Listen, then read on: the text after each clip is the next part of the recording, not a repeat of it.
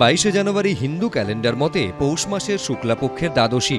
পুরাণ মতে কথিত এই দিনই ভগবান বিষ্ণু সমুদ্র মন্থনের জন্য কূর্ম বা কচ্ছপের রূপ ধারণ করেন।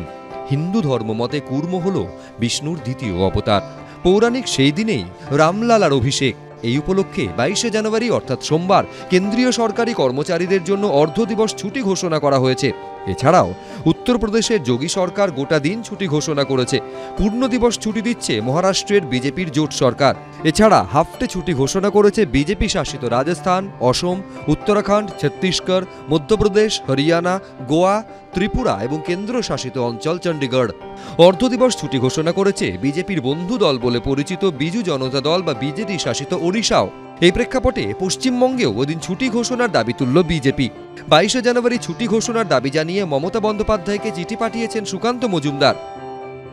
উনি তো বলেন ধর্ম যার যার উৎসব সবার, তো সেই হিন্দুদের এই পবিত্র দিনে সকল ধর্মের মানুষদেরকে আনন্দ উৎসব করার জন্য উনি যেন কম করে ছুটির ব্যবস্থা করেন, হাফবেলা হলেও চলবে। 22শে জানুয়ারি একটা অসম্পূর্ণ মন্দির পুরোহিতদের বাদ দিয়ে, সেবায়েতদের বাদ দিয়ে একজন রাজনৈতিক ব্যক্তি সেটা উদ্বোধন করতে চলেছেন, প্রাণ প্রতিষ্ঠা করতে চলেছেন। শঙ্করাচার্য যারা হিন্দু ধর্মের গুরু অভিভাবক, তারা বিরোধিতা করছেন, সমালোচনা করছেন। তো সুকান্ত মজুমদার কত বড় হিন্দু? শঙ্করাচার্যদের থেকে বড় হিন্দু? রাজ্যে যদি 22 তারিখে কোথাও একটা সম্প্রীতি হানি বা হিন্দুদের উপর, রাম ভক্তদের উপর আক্রমণ ঘটে, একটাও যদি ঘটে, রামনবমীর ডালখোলা, রিসড়া, শ্রীরামপুরের মতো কোথাও যদি রাম ভক্তদের উপর আক্রমণ ঘটে, তার পূর্ণ দায়িত্ব মমতা ব্যানার্জির ঘাড়ে নিতে হবে। বিরোধী দলনেতা শুভেন্দু অধিকারী মিথ্যা তথ্য দিয়ে সাম্প্রদায়িক সম্প্রীতি নষ্ট করে এখানে কমিউনাল দাঙ্গা লাগানোর চেষ্টা করছেন। এদিকে বিজেপি যখন রাম নামে বুঁদ, তখন তৃণমূল নেতার হাতিয়ার সীতা। কুণাল ঘোষের ভাবনায় তখন তথ্যচিত্র সীতাকুণ্ড। কেন রামরাজ্যে সীতার কোনো স্থান নেই?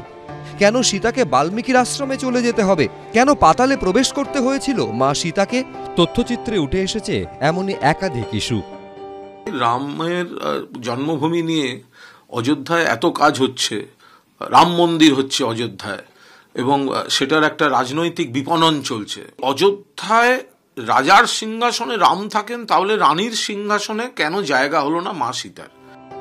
সব মিলিয়ে রাম মন্দির ইস্যুতে ভোটের আগে তপ্ত হচ্ছে রাজনীতির ময়দান।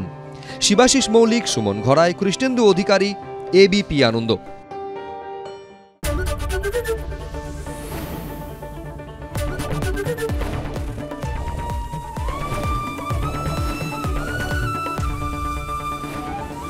এবিপি আনন্দ, এগিয়ে থাকে, এগিয়ে রাখে।